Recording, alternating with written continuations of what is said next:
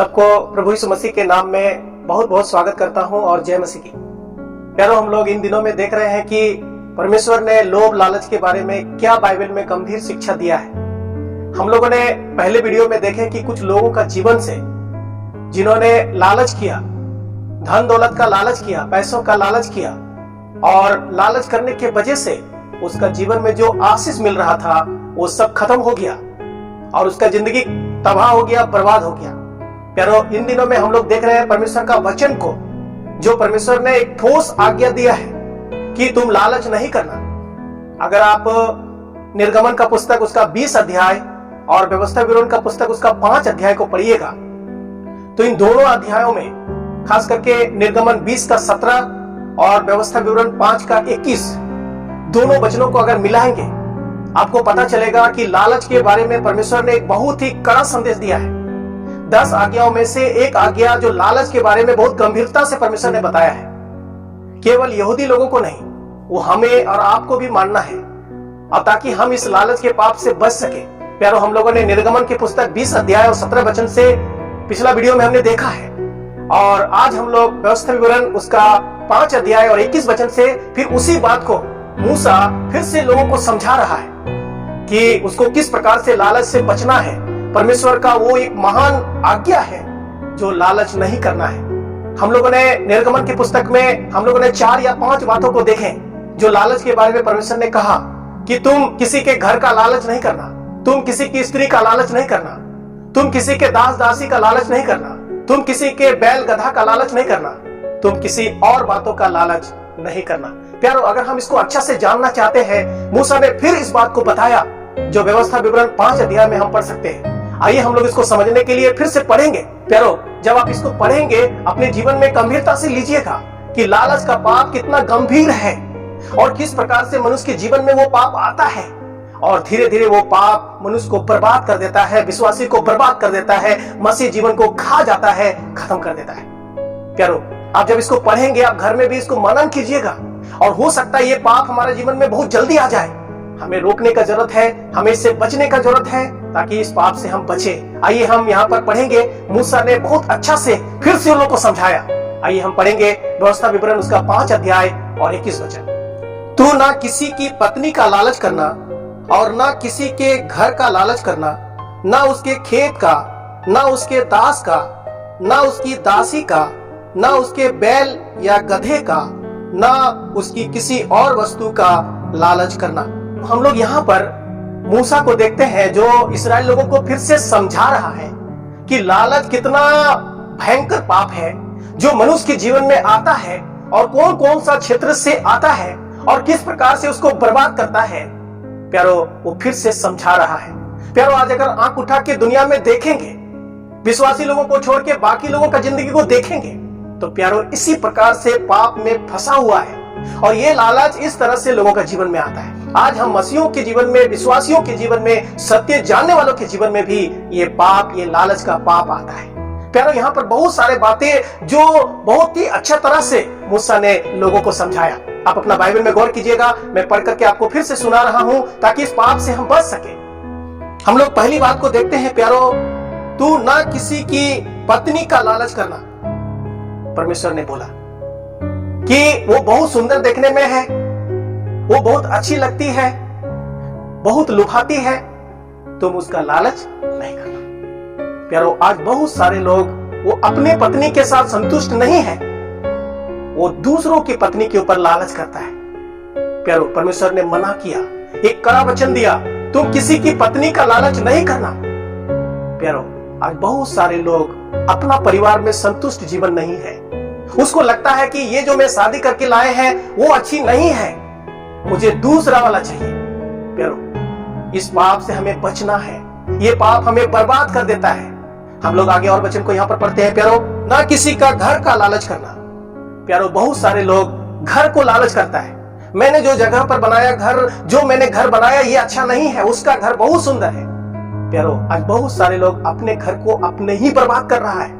उसको दूसरा का घर, दूसरा का जमीन पर बना हुआ इमारत, बिल्डिंग उसको ज्यादा प्यारा लगता है। प्यारो, परमेश्वर ने ठोस मना किया, एक कड़ा संदेश दिया कि तुम किसी के घर का लालच नहीं करना। प्यारो, आज बहुत सारे लोग दूसरों का घर का लालच करते हैं और उस घर को हड़पना चाहते हैं, उसको अपनाना चाहते हैं, लूटना चाहते हैं। परमेश्वर ने मना किया, तुम्हारा जो है तुम उस पर संतुष्ट रहना है, मैं तुम्हें वहीं पर आशीष देंगे। लेकिन बहुत सारे लोग अपना घर को नहीं, दूसरा का घर का लालच करते हैं। परमेश्वर ने कड़ा वचन दिया, तुम लालच नहीं करना। हम लोग आगे पढ़ते हैं प्यारो, ना उसके खेत का लालच करना। बहुत सारा लोग अपना जो खेत है उसमें उपजाऊ नहीं हो रहा है, वो सोच रहा है काश उसका खेत हमको रहता तो वे उसमें क्या करते, उसमें हम उपजाते। प्यारो, अपना जो हिस्सा का है वो छोड़ के दूसरा हिस्सा के पास जाकर के अपनाना।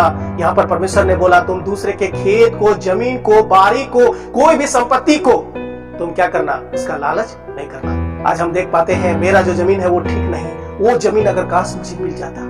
परमेश्वर जानता था कि मनुष्य के जीवन में इस प्रकार से लालच का पाप आएगा, इसलिए परमेश्वर ने 10 आज्ञा में से ये अंतिम आज्ञा दिया ताकि लोग इससे बच सके। हम लोग और आगे पढ़ते हैं प्यारो, ना उसके दास का लालच करना। उस समय में इस्राएल लोगों में दास दासी का प्रथा था।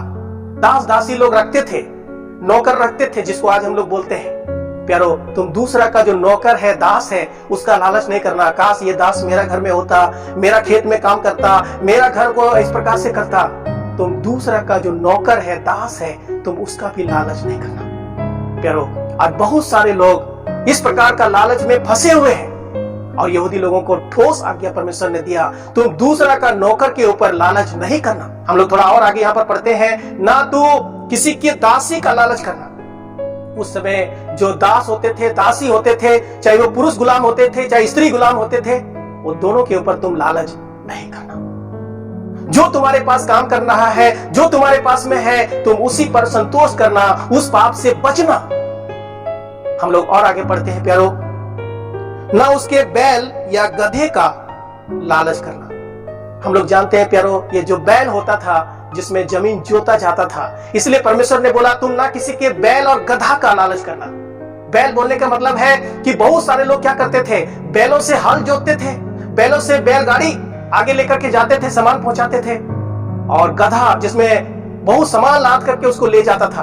प्यारो, तुम किसी का बैल का लालच नहीं करना कि काश ये हट्टा खट्टा बैल, ये मजबूत बैल मेरे पास होता, काश ये गधा मेरे पास होता।